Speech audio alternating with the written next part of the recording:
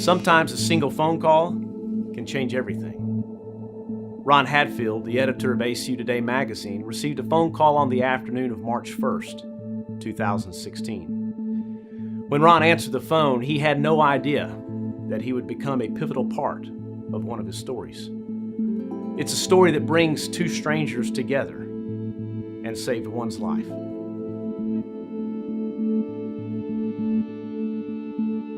Abel Alvarez is ACU's undisputed champion of South Texas. He is a graduate of the university, he's a trustee, he's an educational consultant, he's a minister, community leader, and for more than 30 years, he's been one of my most dear friends. Abel's not shy about asking for favors. Usually it's for someone else, usually a student he thinks would be a great fit here. And when he called me on March 1st and said, "I need your help," I could tell that this favor was different. Abel said he was struggling to prepare for dialysis, and without a transplant from someone with O-negative blood, would likely die. He asked if I could share his dilemma with others on the Hill. I remember him saying, "I know this is awkward, but if you can't call on your ACU friends in a time like this, who can you ask?" I'd been living on one kidney for 29 years, but my doctors told me that it was failing and I needed another transplant. Dialysis keeps you alive, but it's terrible quality of life.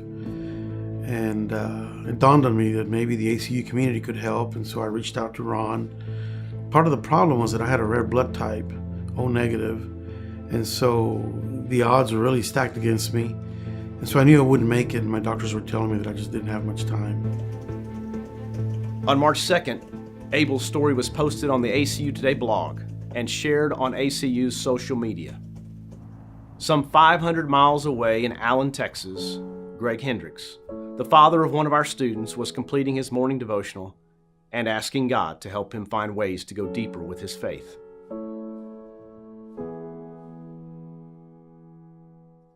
Well, I've been Christian for a long time, but over the last several years, I've felt like my spiritual growth had kind of been on cruise control. And so I wanted to start just taking some intentional steps of faith, trying to deepen my faith and trust in God. And so I took on, one of those things that I took on was the discipline of journaling. On March 2nd, in my early morning devotion, it was on Acts 20, verse 35, where Paul is reminding the Ephesian elders to take care of those who are weak and reminding them of Jesus' words that it is more blessed to give than to receive. And so as a part of my journaling, I write down one big idea for the day, hoping that I can carry that idea around with me to remind me of God's truth. And so that day I wrote down to help those who are weak. Later that afternoon, I got on my computer and I watched an ACU chapel sermon. And the speaker was talking about Lazarus and the rich man. I thought, wow, am I the rich man that's passing by people in need? Or worse yet, am I the rich man that's passing by people in need and not even recognizing it? Then I opened up the ACU Today blog, and the lead article was about a man named Abel Alvarez, and he was in search of a kidney donor. When I first read it, I thought, I can give to this financially, or I can add him to my prayer list. But as I kept reading the article, it got to a point where it said, and Abel is seeking a kidney donor with a rare blood type. And as soon as I read that, I knew I had that blood type. So after reading the article, I texted the link to my wife and asked her to read it and then give me a call so we could talk about it. I thought, why is Greg sending me this? and I mean, in a split second though, I thought, he's gonna donate his kidney. That is why he is sending me this text. He wants to donate his kidney. So that was how it all began for me. We just kind of live by this philosophy that when we feel God is guiding us, that we just take a step. You know, my first reaction was, okay, call Abel and find out what the next step is, because you may not even be a match. Go ahead and take the first step.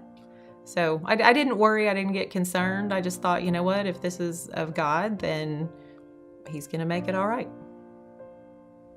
After I called Ron the very next day, the story went on their website for ACU Today, and almost instantaneously, I mean within 2-3 hours, I got my first call.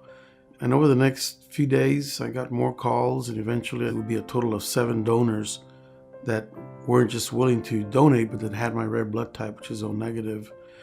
And the reason that was just a huge weight off my shoulders was because the average wait time for somebody needing a transplant is 3.5 years. And I just couldn't believe it. Just overwhelmed by God's grace. And, you know, one of those people that called, one of those miracle people was Greg Hendrix. I had some restless nights.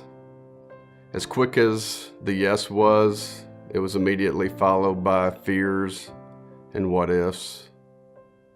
What ifs like, what if your son needs the kidney? Or what if your daughter or your wife or your parents?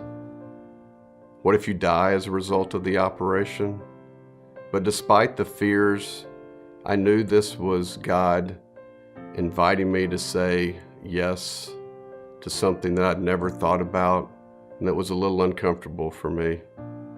But each step along the way, God continued to strengthen and confirm that yes. The day of the surgery, I remember Abel's family coming in. I was struck by their gratitude.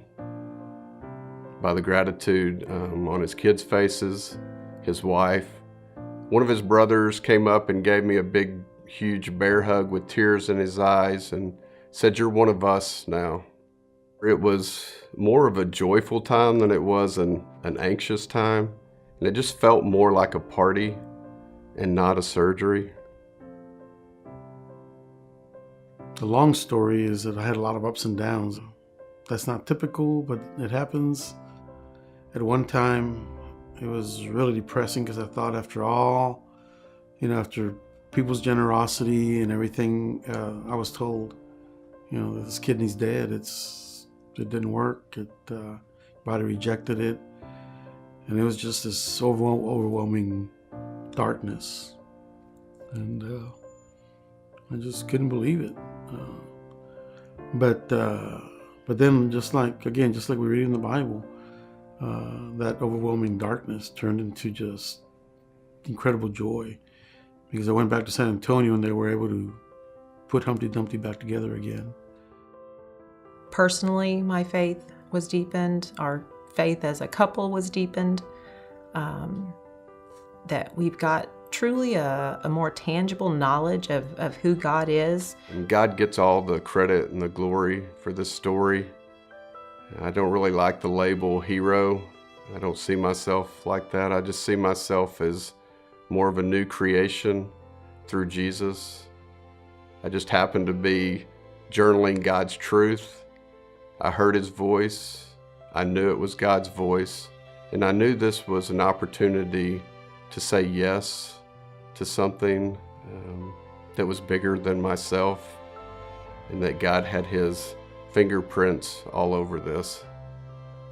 We like to say that, you know, we're going to take a step, and definitely found that God is definitely the promise keeper that he says that he is.